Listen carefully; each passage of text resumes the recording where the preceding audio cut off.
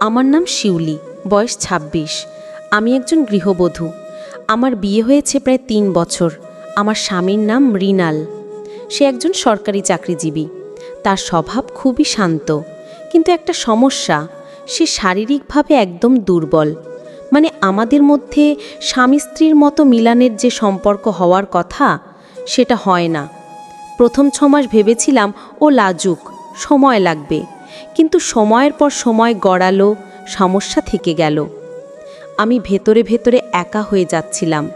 আমি মানসিকভাবে ভেঙে পড়ছিলাম। মনের মধ্যে একটা শূন্যতা জমছিল। আমার পরিবার জানতো না, আমি কাউকে বলতেও পারিনি। তবে আমার স্বামীর ছোট ভাই দেবর অনিক, সেই আমার জীবনে ঝড় তুলল। ও তখন সদ্য কলেজ পাশ করেছে, খুব দুষ্টু, হাসি খুশি, চঞ্চল। আমি রান্নাঘরে থাকতাম, ও পাশে এসে গল্প করত। আমি একা বারান্দায় দাঁড়িয়ে থাকতাম, ও বলতো, ভাবি আপনি একা একা থাকেন কেন? আমি হাসতাম, বলতাম, তুই বুঝবি না। কিন্তু একদিন একটা ঘটনা আমার জীবনটাই পাল্টে দিল।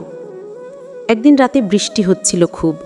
মৃণাল অফিস থেকে ফিরে এলেন না, বললেন কাজে বাইরে থাকতে হবে। বাড়িতে আমি আর অনিক।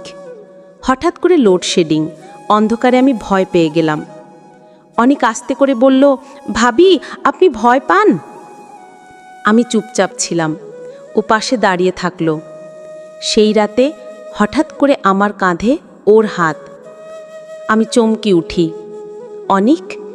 ও বলল, ভাবি আপনি একা, আমি দেখছি আপনি সুখী না, আপনি হাসলেও ভেতরে কান্না লুকান।